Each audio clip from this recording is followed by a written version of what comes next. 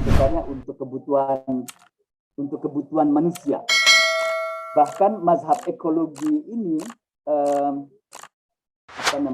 meyakini bahwa manusia itu adalah unsur terpisah dengan alam. Jadi manusia itu sepertinya bukan bagian dari alam, tidak ada kaitannya.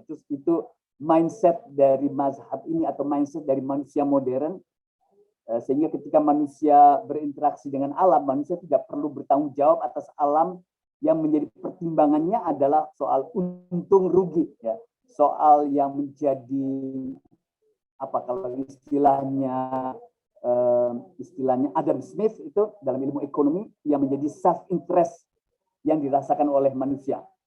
Bahkan lebih ekstrim lagi, mazhab ini meyakini untuk mengatasi krisis lingkungan adalah dengan membatasi populasi, terlebih manusia yang tinggal di daerah yang tertinggal, ya, yang populasinya besar sekali di negara-negara miskin dan berkembang. Jadi jika digambarkan di segitiga piramida itu, posisi manusia itu paling atas dan alam itu berada di bawahnya. Semua yang berada di bawah manusia itu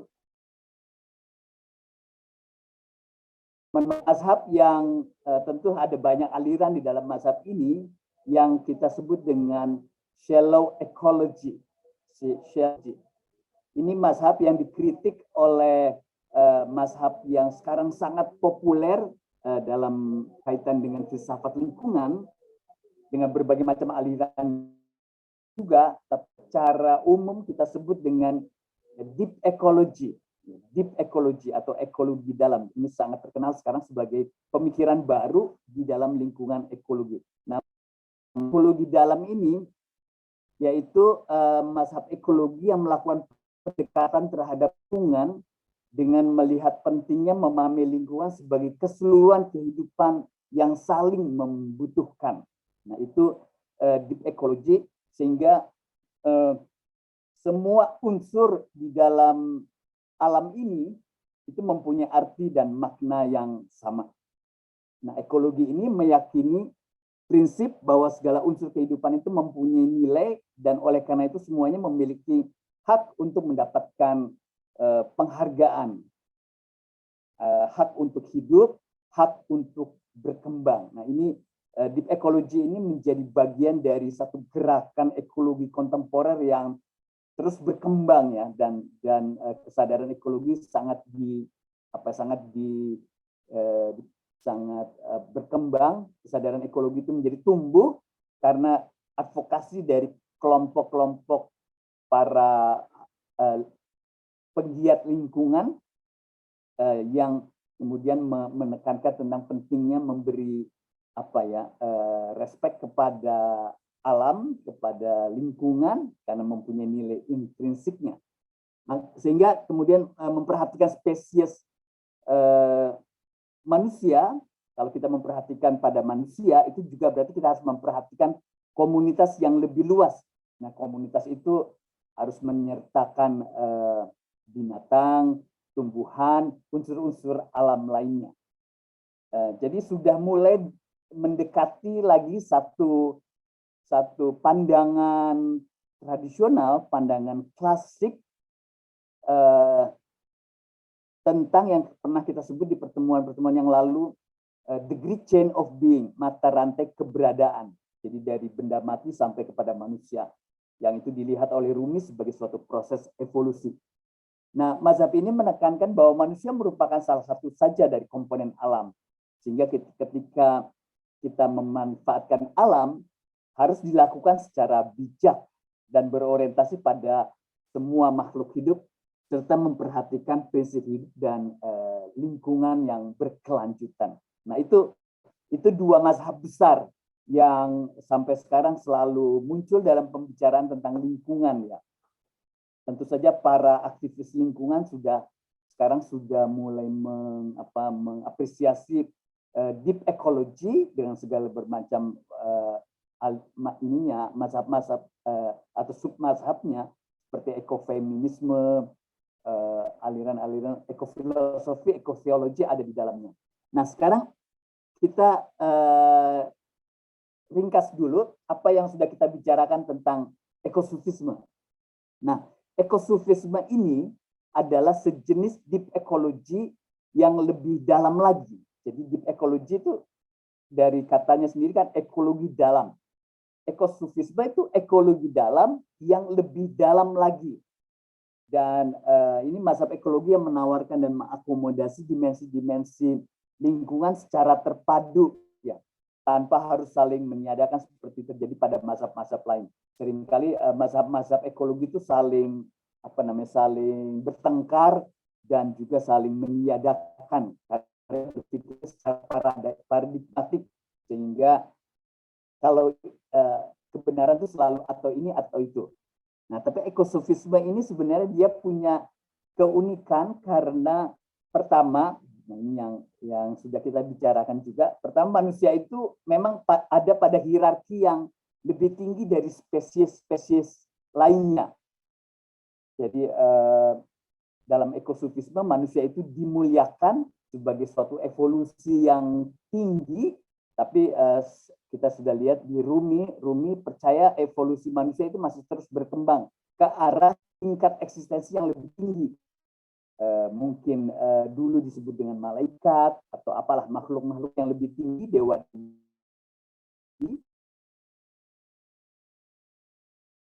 Nah, dan juga pada ekosufisme itu tidak berarti bahwa ekosufisme ini antroposentris dengan pandangan seperti tadi.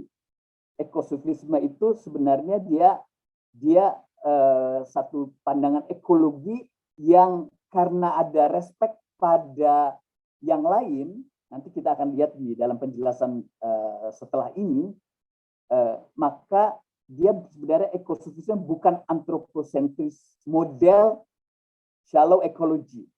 Jadi karena ekosufisme itu menempatkan manusia dalam kawasan spiritualitas yang juga manusia memainkan ini pandangan yang kelihatannya kayak shallow ecology karena menaruh manusia pada peringkat yang tinggi, yang tertinggi, tapi sebenarnya juga ada dimensi yang menjadikan ekosufisme itu bukan shallow ecology, tapi dia deep ecology karena melihat manusia itu tidak terpisah dari ekosistemnya, melainkan integral. Nah, istilah integral ini istilah yang penting sekali, yang para pemikir spiritualitas ekologi itu mempunyai istilah macam-macam. Misalnya almarhum Thich Nhat Hanh yang baru meninggal beberapa lalu, Thich Nhat Hanh sebagai seorang spiritualis Buddhis yang sangat terkenal mendorong ekospiritualitas, dia mempunyai istilah interbeing. Nah, interbeing ini sebenarnya istilah lain saja untuk menggambarkan manusia dan ekosistemnya itu sebenarnya adalah integral. Dan manusia juga adalah pengembang amanat Tuhan untuk menjaga, memelihara alam demi kepentingan manusia, kemanusiaan. Jadi perilaku menjaga alam ini adalah efek ya, dari etika atau akhlak, dari keimanan, bagian dari keimanan juga, sehingga memelihara lingkungan merupakan kewajiban dan dapat dikatakan juga bahkan sebagai ibadah, ya, satu ibadat sosial. Ya. Nah, karakter mazhab ekosufisme ini memang berbeda dengan shallow ecology maupun deep ecology. Jadi unsur-unsur dalam shallow ecology ada, dalam deep ecology ada.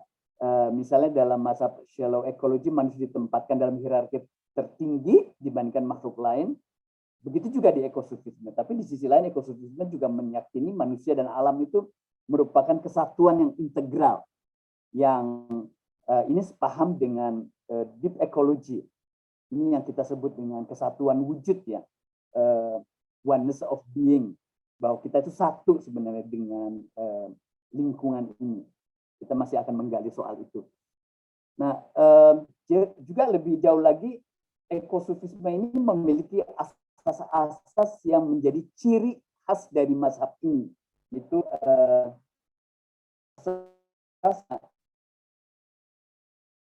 ekosistem dekat sekali dengan kesadaran lingkungan atau yang dikembangkan oleh deep ecology.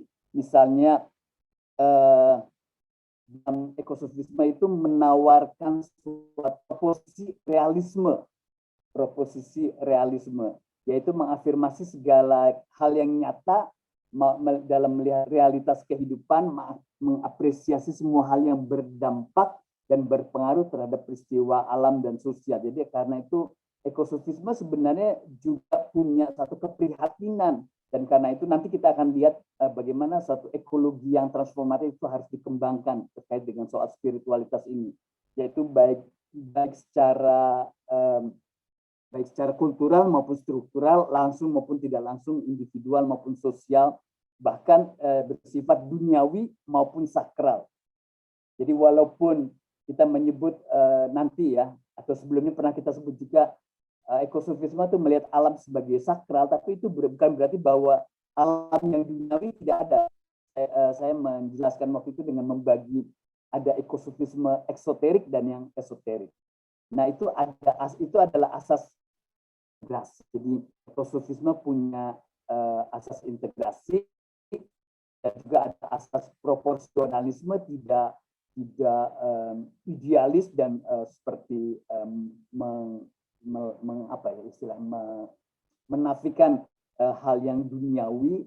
Karena itu ekosofisme juga mendukung program pelestarian biodiversitas dan punya satu kewajiban atau sistem moral mencegah eksploitasi dan perusakan alam atas nama kemajuan peradaban manusia. Jadi di satu sisi ekosofisme bukan suatu paham yang romantik menolak peradaban manusia. Jadi ekosofisme pasti menerima paham peradaban manusia atau kemajuan peradaban manusia, tapi di sisi yang lain sangat sensitif pada dampaknya ya. Nah, bagaimana keseimbangan seperti itu yang menjadi hal yang penting. Nah, itu adalah asas realisme. Oke, jadi asas realisme ekosofisme ini bedanya dengan adalah dimensi spiritualitasnya. Adanya dimensi spiritualitas di dalam ekologi sofisme ini, yang kalau di dalam ekologi mungkin ada tapi masih sesuatu yang sekuler gitu loh. Kalau dalam shallow ekologi itu tidak ada. Nah,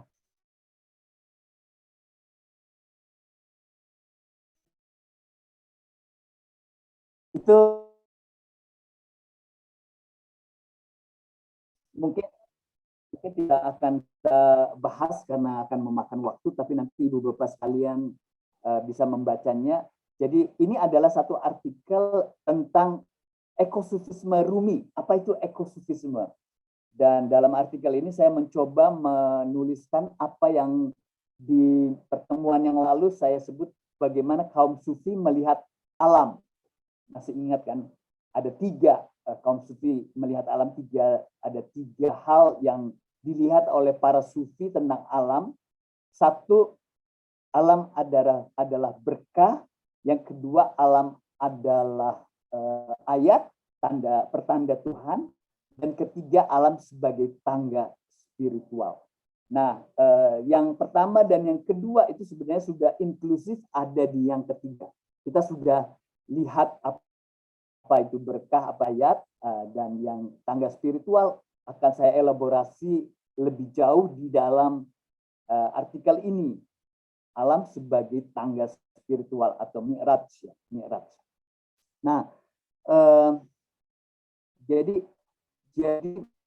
ini sebenarnya oleh para, saya menyebut dengan istilah ekosufis, seorang ekolog ya yang punya perspektif sufi, itu dilihat sebagai tangga perjalanan spiritual. Jadi bagaimana seseorang mempunyai kemampuan melihat alam itu sejalan dengan bagaimana dia punya program untuk mengembangkan spiritualitasnya. Kira-kira begitu. Itu yang kita sebut dengan tangga-tangga perjalanan spiritual. Jadi perjalanan spiritual di dalam dirinya itu terekspresi atau terejawantah, termanifestasi dalam cara dia melihat alam. Nah, ini dalam sufi disebut dengan peringkat-peringkat.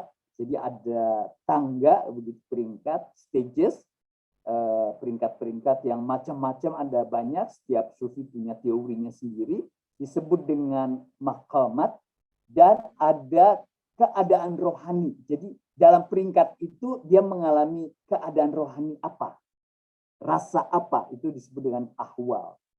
Nah, ini yang sebenarnya bisa dielaborasi ya, dan saya mau mengelaborasi itu melalui suatu contoh klasik yang sangat terkenal dalam ekosufisme Arab ya, dan di dunia Melayu, di kita di dalam tradisi pemikiran sufi di Indonesia juga sangat terkenal. Itu berasal dari karya ini, Fariduddin Attar. Fariduddin Attar itu sangat masyhur ya, menggambarkan bagaimana hubungan manusia dan alam. Pertama alam tentu alam lingkungan yang fisik, tapi akhirnya nanti alam rohani. Nah, karya Attar ini sudah diterjemahkan dalam bahasa Indonesia lama sekali oleh mungkin tahun berapa, 80-an kalau nggak salah, oleh seorang sastrawan terkenal pada waktu itu namanya Hartoyo Andangjaya. Judulnya adalah Musyawarah Burung, Mantik At-Thair, musyawarah burung. Dan di dalam artikel ini saya uraikan dulu tentang musyawarah burung tersebut, dan setelahnya saya memberi ilustrasi dari Rumi. Nah, saya mau ringkaskan saja. Jadi dalam musyawarah burung ini mengisahkan tentang burung yang ini merupakan lambang jiwa manusia yang rindu kepada asal kerohaniannya dalam alam ketuhanan. Jadi menjelaskan perjalanan para burung mencari raja mereka, dan raja mereka itu Simuk. Ini simbol dari Tuhan ya, Tuhan mereka ya. Nah, burung simbol dari manusia. Jadi musyawarah burung ini suatu apa ya, syair mungkin ya, syair atau syair yang eseis yang mengisahkan tentang adanya perjalanan burung-burung untuk mencari raja mereka yang bernama Simuk. Nah, dan ini di dalam buku itu digambarkan tentang gimana perjalanannya dengan elaborasi lingkungan yang sangat bagus sekali, yang sangat alami ya. Jadi ada tentang adanya hutan, adanya lembah, adanya gunung, adanya hutan, itu digambarkan di dalam buku ini, di dalam sastra ini. Dan ada burung dan ada raja burung. Tapi nanti akhirnya akan sangat spiritual ya, sangat rohani. Nah, saya ringkaskan saja. Jadi dalam musyawarah burung itu perjalanan itu memasuki atau perjalanan itu akan bertemu dengan lembah-lembah, dan di setiap lembah selalu akan berguguran itu yang tadinya dari ratusan burung yang ikut dalam perjalanan tersebut. Nanti karena begitu sulitnya medan perjalanan itu kemudian rontok ya. Nanti makin tinggal sedikit akhirnya tinggal 30 di dalam lembah yang terakhir. Nah, lembah ini ada 6 di sini, ada lembah pencarian, ada lembah cinta, ada lembah pemahaman atau pengenalan Tuhan, ada lembah kepuasan rohani, ada lembah kesatuan, ada lembah ketakjuban, dan lembah kefakiran dan kefanaan. Nah, 6 lembah ini disebut sebagai tahap perjalanan rohani, dan kita bisa membuat metafor bahwa perjalanan rohani, perjalanan pencarian diri dengan D besar, itu sebenarnya adalah perjalanan ekologis ya, karena dia juga terkait dengan yang di luar. Kita pernah masih ingat di dalam pertemuan pertama mungkin saya menyebut ada istilah as above so below. Jadi bagaimana yang di atas begitu pula yang di bawah. Jadi atau sebaliknya juga yang di bawah begitu yang di atas, bahwa apa yang terjadi pada diri terjadi juga pada semesta ya.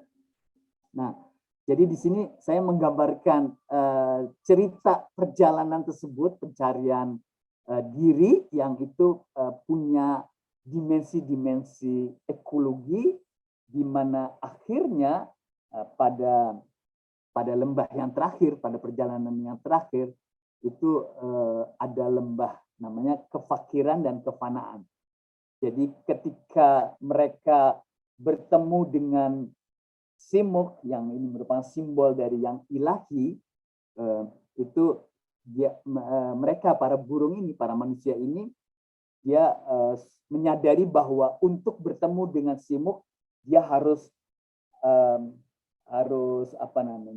membuka pintu fana, lebur. Jadi dia meleburkan dirinya dalam keabadian. Jadi membuang semua sifat-sifat kemanusiaan. Nah, ini hal yang sangat mistikal ya, yang biasa sebenarnya para mistikus, para spiritualis sebenarnya sangat sadar bahwa kita hanya bisa memahami yang ilahi ketika kita betul-betul membuang kedirian kita yang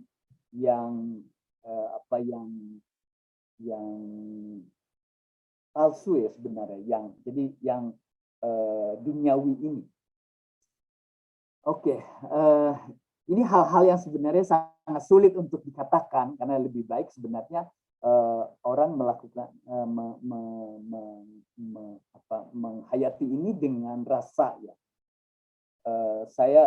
Semalam saya punya satu acara diskusi dengan seorang Bante, menceritakan tentang bagaimana di dalam tradisi Buddhis itu seseorang kalau dia mau mempunyai pengalaman yang tinggi, jadi pengalaman tentang hal yang kalau orang beragama menyebut Tuhan, tapi dalam Buddhisme itu mereka agak hati-hati bicara tentang itu, tapi satu realitas tinggi, nah mereka harus sungguh-sungguh betul-betul bisa menghentikan pemikiran.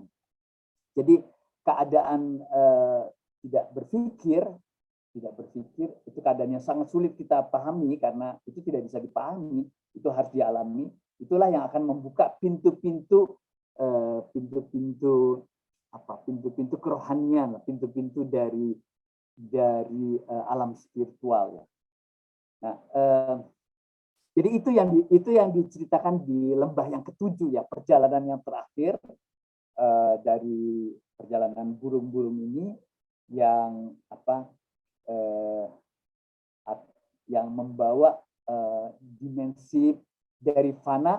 Dari fana itu artinya apa ya? Fana itu jadi kita menyadari bahwa kita itu sebenarnya bukan apa-apa, kepada baka, kepada kekekalan. Jadi fana dan baka itu dua istilah. Nah, jadi misalnya ini di akhir buku Attar mengatakan begini, melalui kesukaran dan kehinaan, jiwa manusia itu menyusut di dalam kefanaan, sementara tubuh mereka menjadi debu. Jadi ego itu makin hilang ya. Nah, ini yang di dalam ekologi, sebenarnya ekologi kita, shallow ekologi tadi, itu ada antroposentrisme, itu ada ego ya. Sementara ekosofisme sebenarnya akan mengurangi sampai habis ego itu. Ini yang disebut dengan, kalau bahasa sufisme, altruisme. Bahasa spiritual secara umum altruisme. Setelah benar-benar dimurnikan ini memang proses perjalanan perjalanan kerohanian, perjalanan spiritual itu perjalanan memurnikan diri kita. Mereka menerima hidup. Dari cahaya hadirat ilahi, sekali lagi mereka menjadi hamba-hamba dengan jiwa yang segar. Sekali lagi di jalan lain mereka penuh dengan ketakjuban. Jadi perjalanan yang melintasi lembah-lembah ini dengan segala macam tantangannya yang berat dan berguguran, sebagian dari mereka karena tidak sanggup menjalani perjalanan spiritual, perjalanan ekosufisme ini, itu membawa kemudian buah jiwa mereka menjadi segar. Sekali lagi di jalan lain mereka penuh dengan ketakjuban. Perbuatan dan diam mereka pada masa lalu telah dienyahkan dan dilenyapkan dari lubuk dada mereka. Matahari kehampiran bersinar terang dari diri mereka. Jadi ini ketika mereka mengalami makrifat, ya, mengalami rasa kesatuan dengan yang ilahi itu, mengalami bertemu dengan Simuk, si raja burung itu, mereka kemudian mengalami pencerahan, yang mengalami atau diterangi oleh cahaya. Di dalam pantulan wajah 30 burung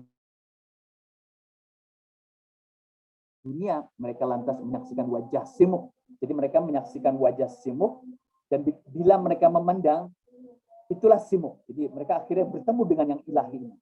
Itu sebenarnya kita bisa menggali dalam ekologi itu ketika kita mampu melihat alam itu sampai pada dimensi yang esoterik, yang kita perlu perjalanan rohani untuk itu, kita melihat ada Allah di dalam alam ini. Nah itu dia, seperti para burung Simuk ini. Simuk dengan S kecil, ya. Nah, tidak diragukan lagi bahwa Simuk adalah 30 Simuk burung itu. Jadi rupanya yang dia lihat tentang Simuk si raja burung ini, itu adalah Simuk dirinya sendiri. Nah ini ketika dia menemui dirinya, ternyata dia melihat dirinya sendiri, dirinya yang beda dengan dirinya yang fisik. Yang itu adalah Simuk dengan S besar, yang itu adalah Tuhan. Nah, ini yang disebut dengan kesatuan wujud, wahdatul wujud itu, oneness of being itu. Nah, jadi ini penggambaran yang pasti susah kita merenungkan ini, tapi narasi-narasi dalam sufisme, dalam spiritualitas Kristen, dalam spiritualitas Hindu, Buddha, dan seterusnya, semua mistik agama itu bicara tentang ini, bicara tentang hal yang sama. Nah, saya mau kutipkan Rumi, yang sebenarnya Rumi itu punya sama dengan Fariduddin Attar, tapi mungkin bedanya Rumi tidak membuat peta perjalanan itu atau tangga-tangga perjalanan itu. Saya kira Rumi tidak punya peta itu, tapi dia mengamini pasti semua yang dikatakan oleh Attar. Dan apa yang saya kutip di dalam syair ini adalah kesimpulannya persis sama dengan apa yang dikatakan oleh Attar. Coba kita lihat sebentar. Apa yang harus kulakukan, oh Muslim, sebab aku tidak kenal diriku. Aku bukan Kristen, bukan Yahudi, bukan Zoroaster, bukan pula Muslim. Aku tidak dari timur, tidak dari barat, tidak dari darat atau lautan. Aku tidak dicipta dari tanah, tidak dari air, udara, atau api. Aku tidak berasal dari perputaran angkasa atau pusaran debu. Tidak dari keberadaan dan wujud. Aku tidak berasal dari India, Cina, Bulgaria, atau Saksin. Aku tidak berasal dari kerajaan Irak atau dari negeri Khurasan. Aku tidak berasal dari dunia ini atau dari dunia akan datang, tidak dari surga atau neraka. Aku tidak berasal dari Adam ataupun Hawa. Tak dari Taman Firdaus atau kediaman malaikat Ridwan.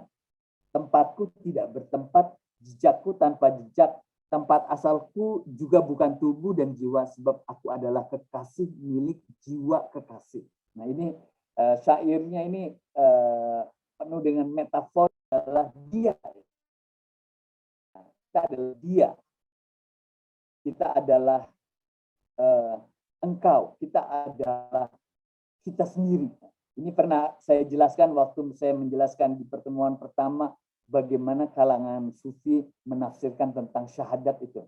Jadi akhirnya yang kita menyadari bahwa kita menyatu dengan yang ilahi.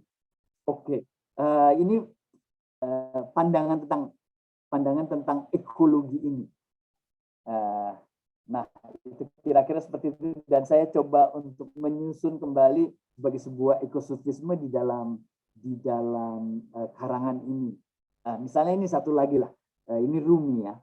Ada banyak syair Rumi saya pakai di sini untuk membangun satu ekosufisme Rumi, karena Rumi sendiri pasti tidak punya teori ekologi, karena Rumi berasal dari abad berapa ya? Abad 13, dan pada waktu itu ilmu ekologi belum berkembang. Tapi menariknya ternyata ada banyak hal bisa kita rekonstruksi sebagai ekosufisme. Dan sekarang sudah banyak orang melakukannya sebagai suatu jenis dari ekospirituality yang sudah lebih banyak dibicarakan antar iman, karena ada kontribusi dari mistik atau spiritualitas Kristen, spiritualitas Hindu, Buddha, spiritualitas New Age, dan seterusnya. Nah, ini syair Rumi seperti ini. Ada taman indah, penuh pohon lebat, pohon anggur, padang rumput hijau. Seorang sufi duduk dan karam dalam tafakur. Karam dalam tafakur itu maksudnya terhanyut dalam permenungan. Ini bahasa Melayu. Bertanyalah seseorang, hai sufi, mengapa tak kau pandang tanda-tanda yang rahman? Yang rahman ini nama Tuhan ya, atau nama untuk Tuhan. Di sekitarmu yang olehnya dititah supaya kita renungi. Kita harus merenungkan ciptaan sebagai tanda-tanda Allah itu. Sufi menjawab, tanda-tandanya kulihat dalam diriku. Adapun yang di luar hanya lambang dari tanda-tanda. Jadi ekosufisme itu sebenarnya melihat alam sebagai suatu lambang dari yang ada di dalam dirinya. Nah, itu jadi kalau ini kira-kira, kalau mudahnya kira-kira begini. Kenapa terjadi kerusakan lingkungan? Itu menggambarkan rusaknya manusia, rusaknya jiwa manusia, rusaknya kedirian manusia, semakin egois ya, semakin hidup hanya self interest, tidak memikirkan lagi altruisme. Nah, itu kira-kira sebenarnya syair ini mau mengatakan itu. Jadi kalau kita memberi perhatian kepada hal yang di dalam, kepada diri kita, maka sebenarnya itu akan memanifestasi pada yang di luar. Jadi yang di luar itu sebenarnya hanya, kalau istilah Rumi di sini, hanya lambang. Sementara tanda yang sesungguhnya itu ada dalam diri kita. Jadi mulai dari diri kita.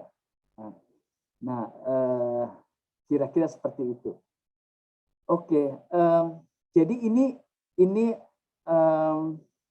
rekonstruksi tentang ekosufisme Rumi di dalam karangan ini. Ini ada istilah yang saya sebut dancing of Shiva. Oke, coba kita lihat. Rumi mengingat Tuhan dengan menari.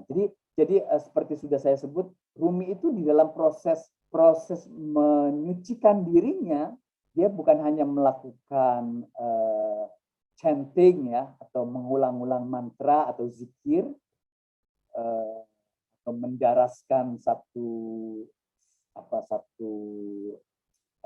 formula yang akan membawa kepada ingatan kepada Allah. Tapi Rumi mengingat Tuhan dengan menari. Jadi ini menarik, dan kalau kita lihat ke Hindu, Tuhan pun mengingat dirinya dengan menari. Itu ada dancing of Shiva. Jadi sebenarnya alam semesta ini adalah tarian dari Shiva. Itu kalau menurut mistik Hindu. Nah, Itu diamini oleh Rumi, dan Rumi atau murid-murid Rumi menciptakan whirling dervish untuk mengingat Tuhan supaya bisa melupakan diri, dan kalau lupa diri akan ingat Tuhan. Nah, sebenarnya kalau orang ingat Tuhan, dia juga akan bisa melihat Tuhan ada di mana-mana. Alam semesta ini dia bisa melihat Tuhan di lingkungan di luar, yang tadi disebut oleh Rumi sebagai lambang. Jadi lambang apa yang dia lihat di dalam dirinya, dia melihat merasakan Tuhan di dalam dirinya, dia lihat dan dia rasakan juga di luar, di lingkungannya. Nah, itu. Jadi kenapa Rumi menciptakan tarian untuk mengembangkan ekosufismenya yang dimulai dari diri. Oke, ya saya kira saya berhenti untuk teks ini. Silakan nanti teman-teman sekalian, ibu bapak bisa baca sendiri teks. Saya sangat menikmati Fariduddin Attar itu buku yang sangat bagus, yang saya kira banyak sekali para sufi yang menulis ulang perjalanan rohaninya Attar ini, dan dia kembali. Jadi buku Attarnya sendiri yang terkenal dan sudah diterjemahkan dalam hampir semua bahasa di dunia Islam, tapi juga ada banyak para sufi yang membuat ulang, kita akan kembali cerita itu. Oke, ringkasnya ekosufisme Rumi itu melihat alam sebagai manifestasi dari yang ilahi. Nah, itu sudah beberapa kali kita sebut. Sekarang kita lihat Sayyid Hussein Nasr sebagai tema hari ini ya. Jadi Sayyid Hussein Nasr sebenarnya mencoba menerjemahkan ekosufisme. Nah, jadi ekosufisme Rumi yang sebenarnya masih dalam suatu cara berpikir abad pertengahan, itu oleh Nasr dijadikan suatu pandangan tentang alam yang kemudian kita boleh bisa bilang itu sebagai ekosufisme. Ekosufismenya Nasr yang sebenarnya itu fondasinya ada di Rumi. Jadi Nasr mengembangkan ekosufisme dari Rumi. Nah, itu yang ingin saya jelaskan di dalam slide ini. Kita sudah membahas ini sedikit di pertemuan pertama, tapi sekarang saya akan dalami, mudah-mudahan waktunya cukup. Saya akan berhenti nanti sekitar jam 8:05 lah.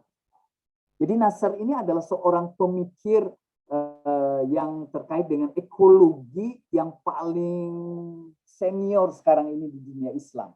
Dia sendiri seorang filosof ya, seorang filosof dari dunia Muslim yang diakui dalam dunia filsafat di Barat ya.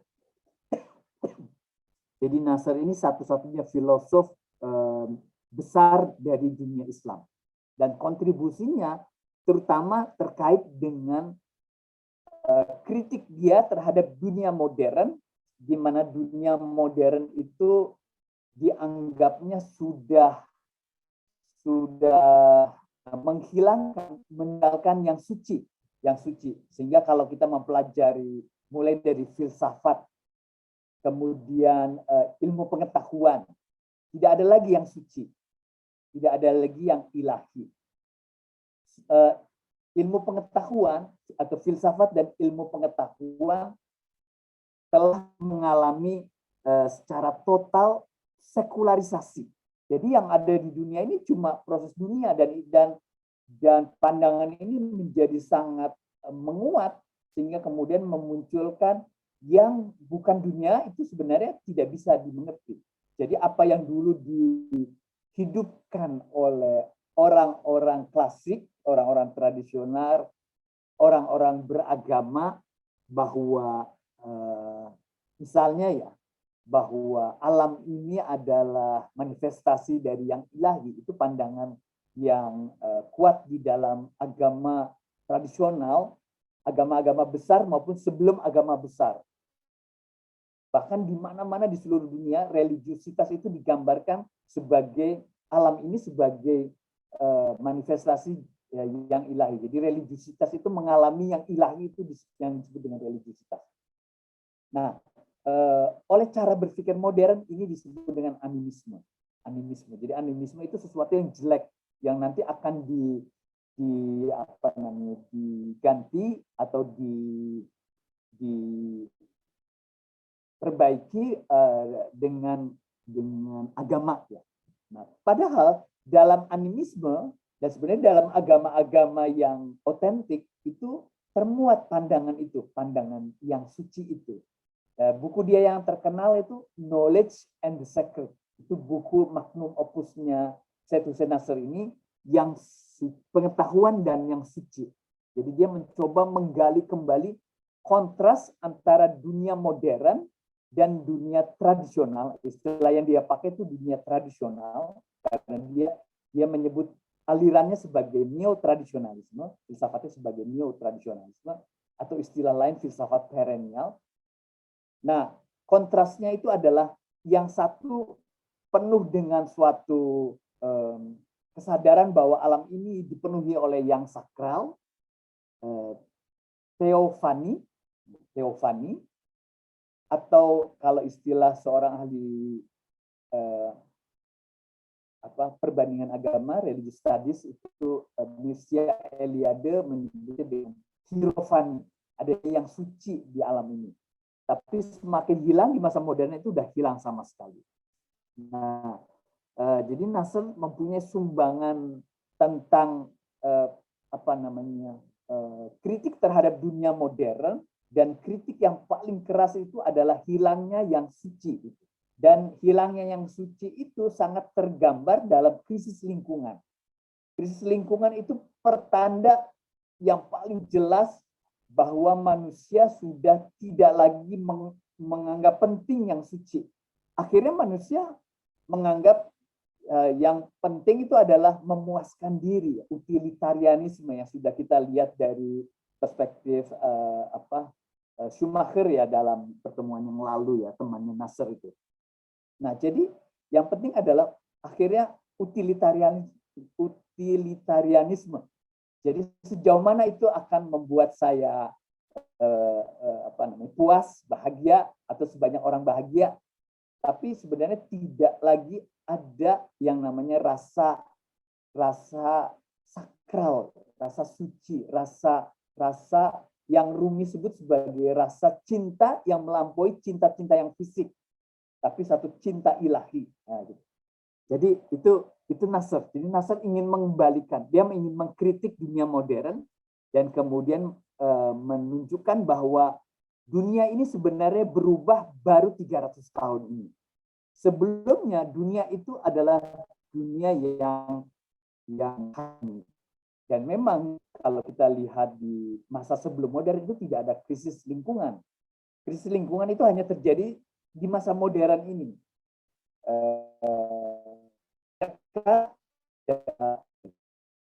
Ada industrialisasi, ada kapitalisme dan dunia perdagangan yang masif, dan kemudian menghasilkan satu gaya hidup manusia modern yang membutuhkan banyak hal yang akhirnya memerlukan eksploitasi alam. Kita perlu bahan bakar fosil yang banyak, kita perlu kayu, kita perlu macam-macam, banyak hal dari sumber daya alam yang mengakibatkan alam ini dieksploitasi untuk gaya hidup kita. Nah, itu yang dikritik oleh dia punya buku judulnya Man and Nature pada tahun 68 kalau nggak salah, 60-an akhir lah. Man and Nature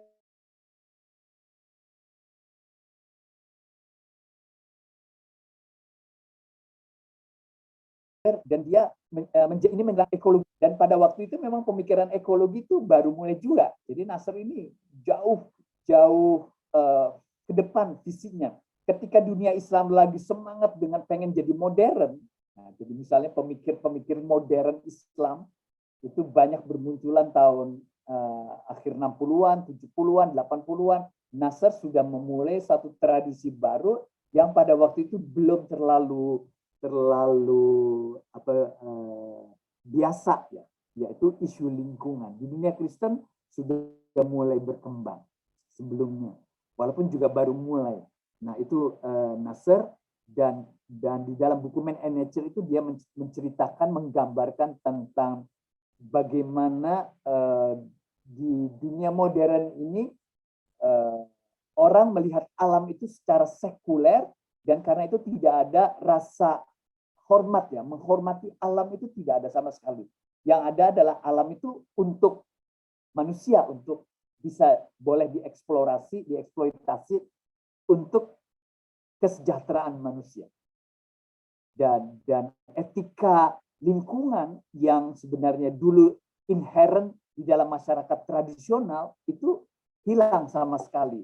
Apalagi dengan industrialisasi kapitalisme yang kemudian menjadikan manusia tidak punya rasa bersalah merusak lingkungannya. Nah, jadi merusak alam, membuat perkebunan. Dan ini kita tahu dimulai di Eropa sendiri. Eropa kehilangan hutan-hutan yang besar untuk bisa digantikan dengan perkebunan bunga matahari. Nah, bunga matahari itu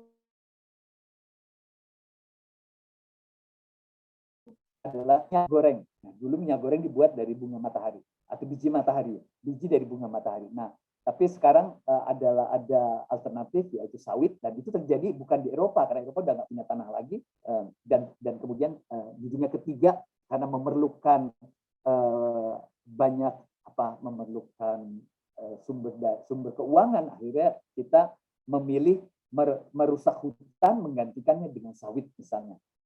Nah, jadi itu yang dikritik oleh Nasser. Ada banyak poin, nanti kita bisa masuki dalam diskusi kalau diperlukan. Oke, nah di Indonesia Nasser itu awalnya tidak terlalu dikenal. Ada tokoh lain yang lebih dikenal karena di sini ada murid-murid langsungnya yang vokal dan yang mengadvokasi pemikiran gurunya, yaitu Fazlur Rahman. Nah, Fazlur Rahman ini adalah guru dari Nurholis Majid, guru dari Buya Syafi'i Ma'arif. Mereka berdua pembimbing disertasinya adalah Fazlur Rahman. Tapi juga sebenarnya guru dari Amin Rais. Bertiga adalah mahasiswa pasca sarjana di Chicago University of Chicago. Nah, jadi Nasser tidak dikenal. Rahman lebih dikenal pada tahun 90-an. Nah, tapi sekarang Nasser lebih dikenal setelah Fazlur Rahman meninggal. Nasser sekarang berusia sudah sangat senior, berusia saya kira 88 begitulah, hampir 90. Nah, Nasser ini menjadi seorang pemikir Muslim yang paling senior sekarang ini, dan idenya tentang lingkungan terus-menerus diingat karena dia sudah mengadvokasikannya sejak tahun akhir 60-an atau 70-an. Dan tahun 80-an dia menulis satu buku lagi yang merupakan penulisan ulang dengan lebih dalam lagi dari Man and Nature itu. Dan sekarang Nasser ini adalah seorang filosof besar. Dia sudah pensiun, tapi pemikirannya kemudian mulai disadari ketika orang mulai bicara krisis iklim, ya, orang bicara kerusakan lingkungan dan sebagainya, orang ingat dengan Nasser ini. Sehingga Nasser sebenarnya sangat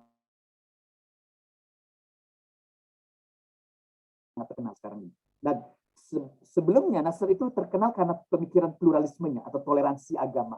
Kalau kita lihat di sini ini ada saya taruh foto sebuah jurnal dari UIN Jakarta, jurnal dalam bahasa Inggris dan Arab Indonesia.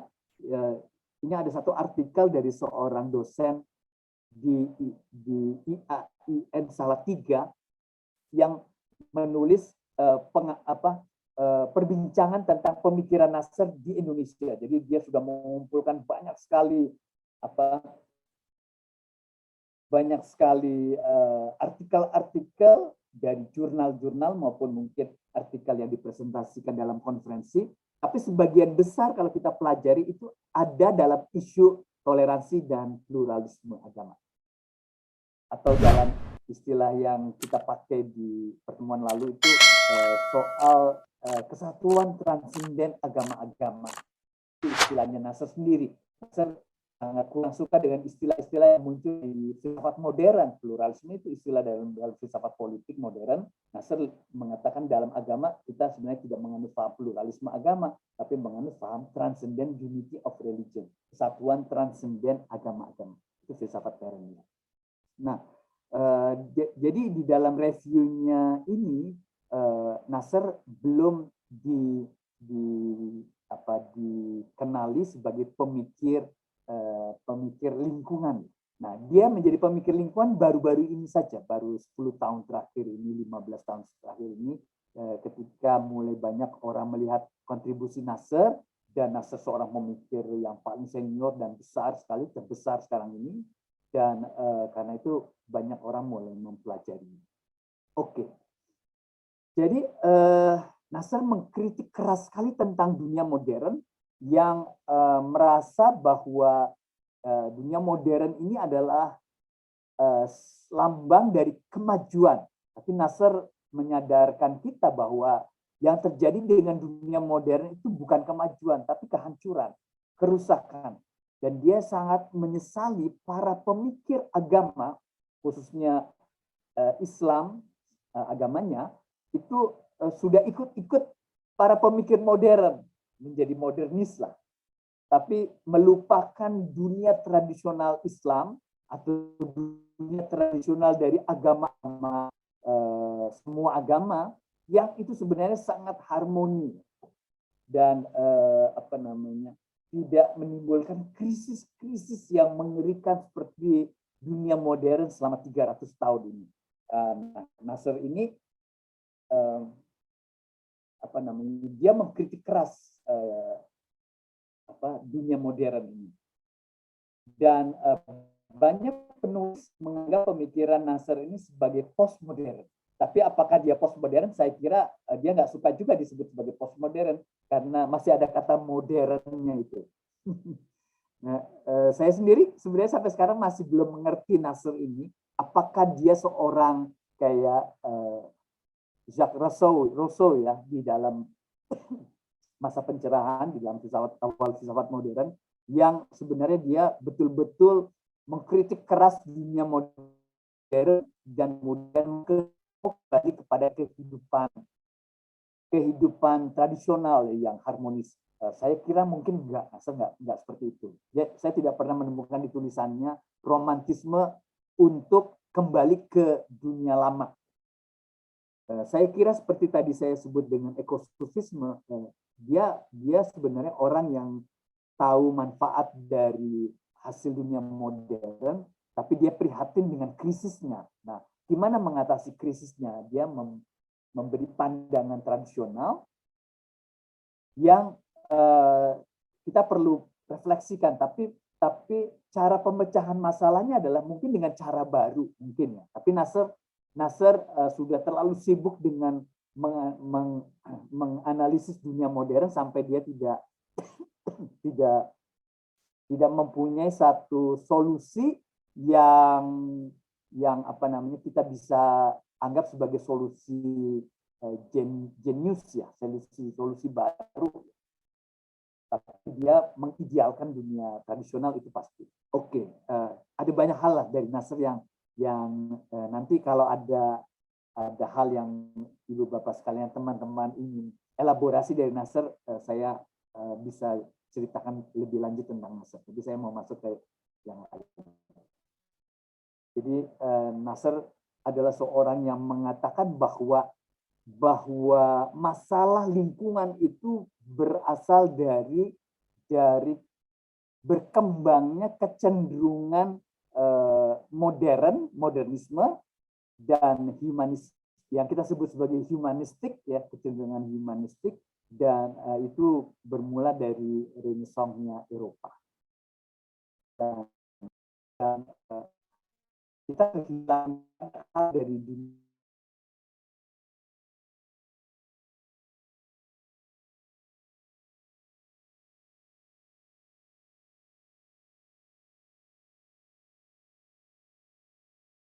dunia tradisional.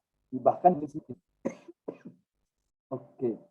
Nah, ini hal yang sudah kita lihat. Saya kira kita lewati saja, ini juga sudah. Nah, jadi ini kesimpulan paling penting dari Nasr tentang alam. Jadi konsep ekosufisme Nasr yang benarnya ekosufisme Rumi atau para sufi yang lain. Jadi Nasr, pandangan Nasr tentang alam itu sebenarnya adalah ekosufisme. Dan karena kita di dalam kajian kita sekarang coba mengelaborasi ekosufismenya dari Rumi, jadi sebenarnya Nasr itu sangat dipengaruhi oleh Rumi, tapi sebenarnya juga oleh para sufi yang lainnya. Rumi itu betul-betul dapat tempat ya pada Nasr. Ada beberapa kajian yang mencoba menunjukkan pengaruh Rumi pada Nasr. Dan terutama dalam soal ini, soal di mana alam itu dianggap sebagai teofani Tuhan, teofani manifestasi Tuhan, atau alam sebagai ya manifestasi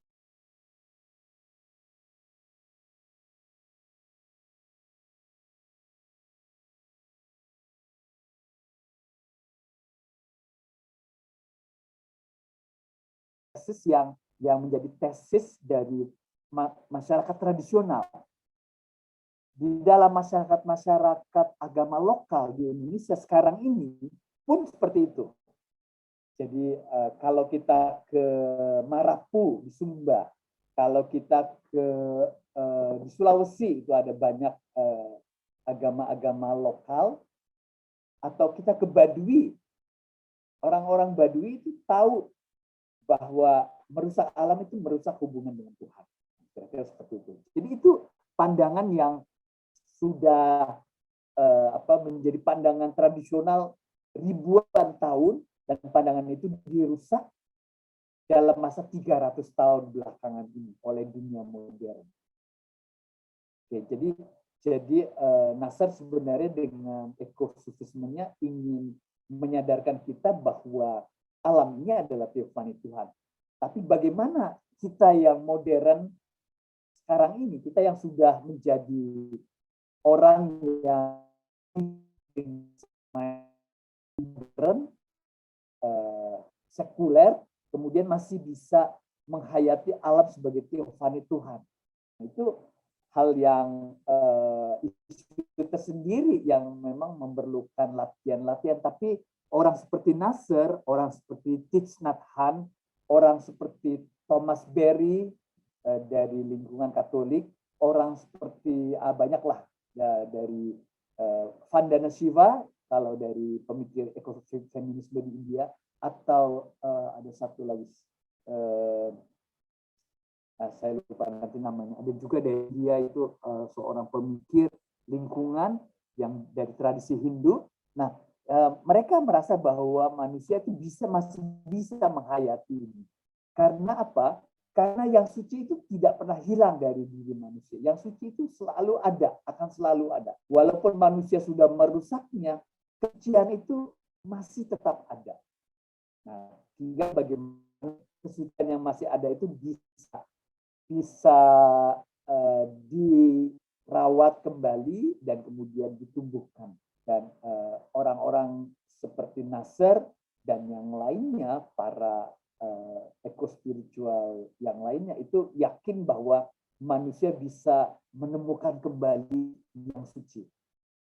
Bukunya Nasr yang magnum opus yang tadi saya sebut, Knowledge and the Sacred, itu bermula dengan bab yang berjudul Rediscovery of the Sacred. Jadi ditemukannya kembali yang suci. Dan dia menggambarkan bagaimana yang suci itu mulai mendapatkan tempat lagi di dalam wacana pemikiran modern. Oke. Nah, ini adalah penggambaran yang kalau tadi saya menyebutnya dengan shallow ecology, ekologi dangkal dan ekologi dalam. Sini ada ego, ada eko. Tentu istilah dua ini diciptakan oleh orang-orang dari ekologi dalam pasti ya, karena dia mau mengukuhkan diri keberadaannya sebagai pemikir baru, mereka harus mengkritik dan memberi nama terhadap pemikiran yang berbeda. Maka dinamai ekologi dangkal, ekologi dalam. Ekologi dangkal itu ya seperti tadi sudah kita ringkaskan. Jadi menganggap manusia itu puncak ciptaan dan alam ini diciptakan untuk manusia. Dan itu semakin berkurang, semakin dihindari dan melihat bahwa alam itu sebenarnya punya satu kesatuan dan manusia adalah salah satu saja dari unsur-unsur alam ini. Jadi itu ekologi dan kemudian alam ini sebenarnya cukup untuk bisa menghidupkan manusia. Tidak perlu seperti di masa ini, masa di ego ini, di mana sebenarnya manusia mengeksplorasi alam. Di dalam istilahnya Mahatma Gandhi itu bisa menggambarkan ini. Kata Mahatma Gandhi, alam ini sebenarnya cukup untuk memenuhi kebutuhan dasar dari kehidupan manusia. Nah, di sini, jadi tidak lagi dianggap bahwa manusia itu, tidak lagi dianggap alam ini diciptakan untuk kehidupan manusia, tapi bahwa alam ini bisa dipergunakan oleh manusia untuk menjaga kehidupannya. Tapi alam ini tidak cukup untuk memuaskan ketamakan dari satu orang. Nah, tadi semua manusia sekarang satu orang. Nah, di sini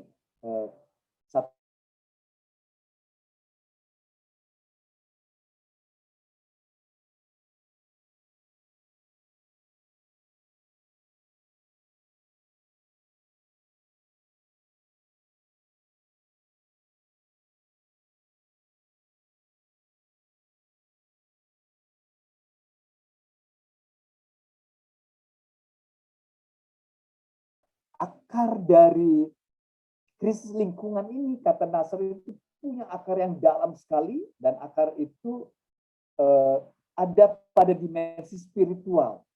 Dimensi spiritual, krisis lingkungan bukan cuma masalah teknis, bukan masalah rekayasa engineer ya, tapi sebenarnya dia punya dimensi yang dalam, yaitu spiritualitas. Jadi manusia yang sudah kehilangan dimensi spiritualnya, manusia yang tidak mengenal dirinya, kalau istilahnya dalam spiritualitas sekarang kira-kira seperti itu. Jadi seperti yang sudah saya gambarkan di pertemuan kedua mungkin atau ketiga yang minggu lalu, bahwa krisis lingkungan itu disebabkan manusia tidak lagi mengenal hakikat dirinya ya.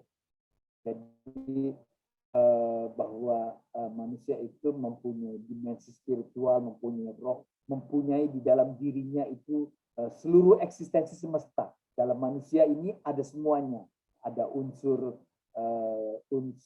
material, ada unsur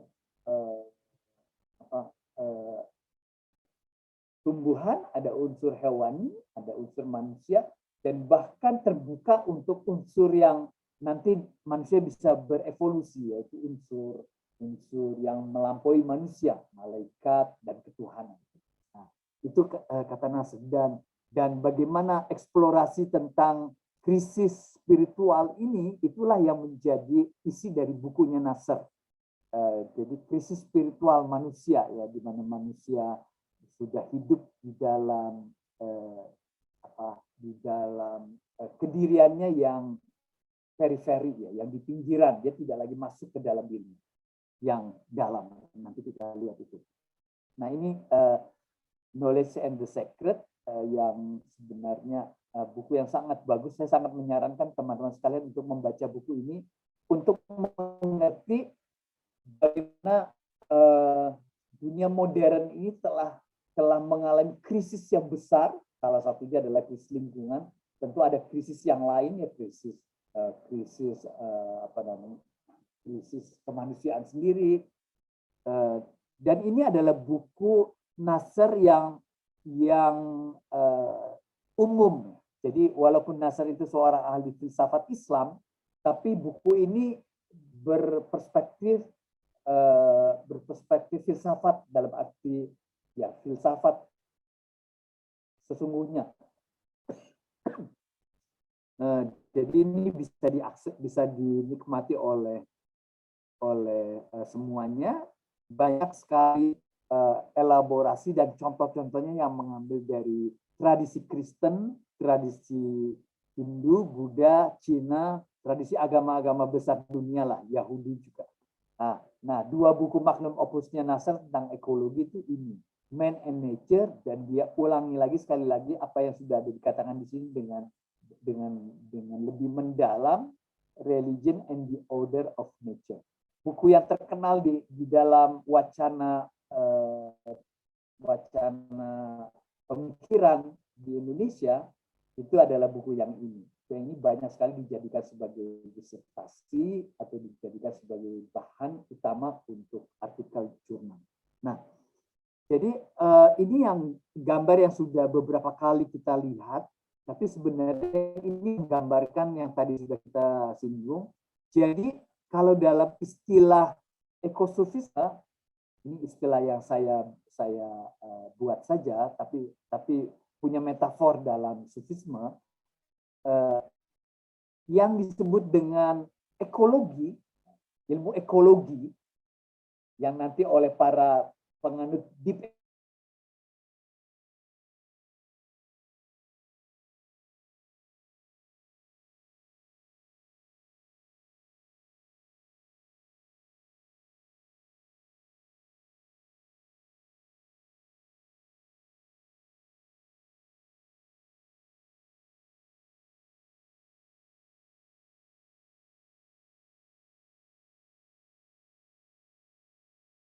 lingkungan itu karena masalah bad engineering. Jadi analisis dan pemecahannya itu hanya di luaran saja. Jadi hanya teknikal, hanya teknis. Dan keahlian orang-orang pun teknis. Tidak perlu dipertimbangkan hal-hal yang lebih dalam yang disebut dengan esoterisme ekologi. Bahwa krisis ini diakibatkan oleh krisis diri manusia, krisis kejiwaan manusia. Itu nggak penting, nggak ada hubungannya, bahkan dianggap tidak ada hubungannya. Padahal menurut Nasr ada hubungannya. Krisis lingkungan yang di sini itu adalah akibat dari yang di dalam sini. Ini yang digambarkan oleh Nasr sebagai bahwa yang di luar itu menggambarkan yang di dalam, atau yang di luar itu merupakan akibat dari yang di dalam. Jadi termanifestasi ke dalam. Oke, ini juga sudah kita bicarakan religion of the heart. Jadi perjalanan ekosufisme itu adalah perjalanan religion of the heart. Jadi orang yang sungguh-sungguh bisa menangkap ekosufisme itu sebenarnya orang yang bisa menangkap the heart of religion. Dan kalau orang sudah sampai pada level macam Santo Fransiskus atau macam Sang Buddha dan juga murid-muridnya, tentu pengikut-pengikutnya yang sudah mengalami pengalaman mistikal yang tinggi, itu sebenarnya orang yang sudah bukan lagi menjalani the heart of religion, menjalani supaya dia bisa masuk pada dimensi esoterik dari agamanya dan kemudian pada lingkungannya, tapi dia sudah hidup dalam religion of the heart. Agamanya adalah agama hati. Nah, jadi ketika kita bisa melihat alam ini sebagai manifestasi yang ilahi, melihat Tuhan ada di mana-mana.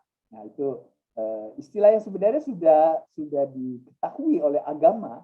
Ada istilah itu dipakai di dalam studi agama, namanya Tuhan sebagai yang maha di mana-mana. Kurang biasa bahasa Indonesianya, yang maha di mana-mana, omnipresent. Tuhan yang omnipresent. Kalau di Indonesia terlalu populer Tuhan yang maha kuasa dan Tuhan yang maha esa. Tapi di dalam mistik, dalam spiritualitas, Tuhan yang maha hadir, omnipresent, Tuhan yang ada di mana-mana. Nah, itu adalah ekosufisme. Ketika ekosufisme bisa seorang ekosufis bisa merasakan Tuhan di mana-mana. Dia adalah seorang yang menghayati suatu religion of the heart. Yang biasanya wacana religion of the heart itu dikaitkan dengan ketika kita masuk kepada agama, jantung agama-agama yang ini. Dan ini yang tadi saya sebut, Nasr pemikirannya terkenal karena pemikiran ini. Tapi sebenarnya di balik pemikiran ini atau setelah pemikiran ini, pada Nasr ada pemikiran ekologi yang punya kesinambungan atau inline dengan pemikiran ini. Sehingga yang ini dan yang ini itu sebenarnya nyambung. Oke. Perspektif Nasr itu sekarang sudah mulai banyak diapresiasi dan banyak tokoh yang sudah melihat bahwa perspektif ini, saya menyebutnya perspektif perennial atau traditional wisdom kalau dalam buku ini, itu sudah ditawarkan sebagai sebuah ekofilosofi yang akan memberi kedalaman lebih lanjut ya daripada ekofilosofi yang ada sekarang. Ekofilosofi yang ada sekarang itu kan deep ecology itu yang paling dalam. Oke, terakhir.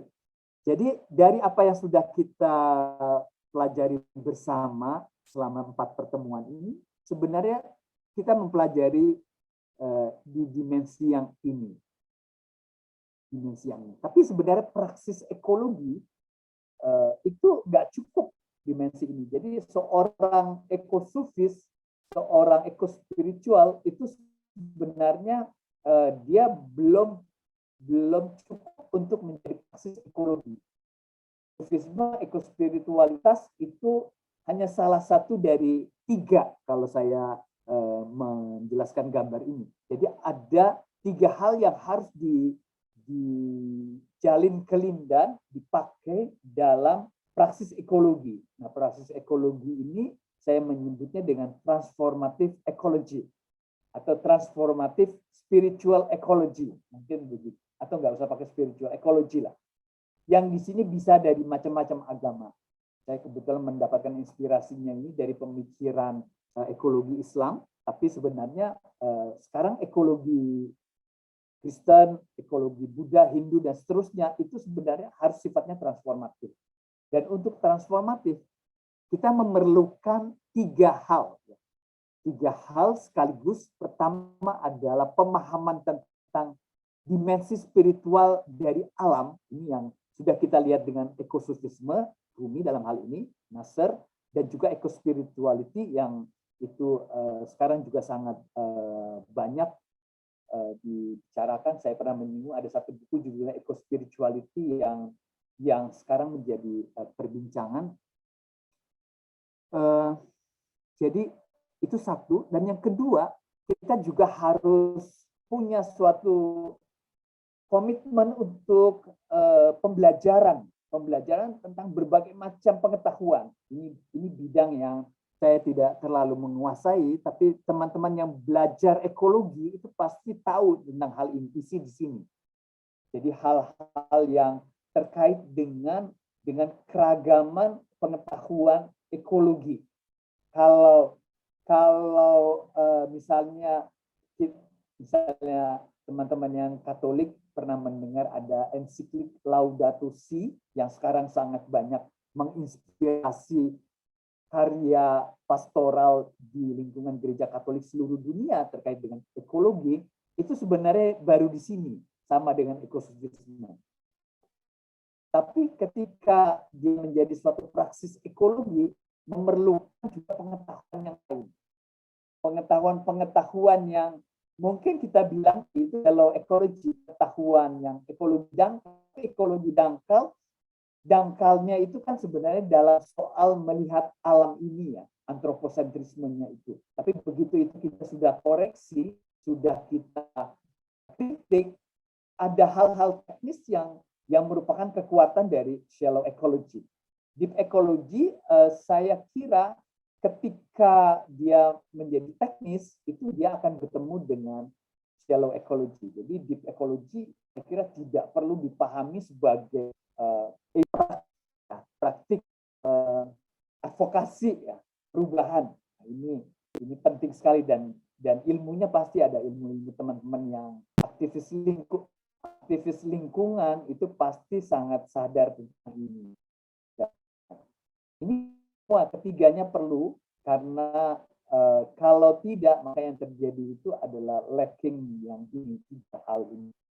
Ada lacking tentang menjadi aktivisme yang emosional, yang istilahnya itu aktivisme, ya betul, aktivisme tidak praksis.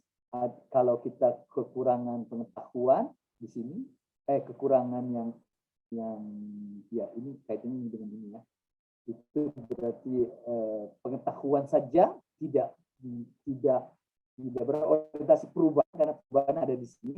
Kalau di sini saja terkait dengan kurangnya yang di sini, dia ada lacking spirituality. Kalau seorang aktivis nggak mau belajar, dia jadi lacking knowledge, kira-kira seperti itu. Nah, jadi transformatif ekologi atau transformatif religious ecology itu sesuatu yang penting menggabungkan tiga hal ini: spiritualitas, pengetahuan, dan praktek baik. Praktek yang terus bisa dievaluasi, sehingga kita menyebutnya praktek baik. Oke, berhenti di sini, sudah belum. Baik.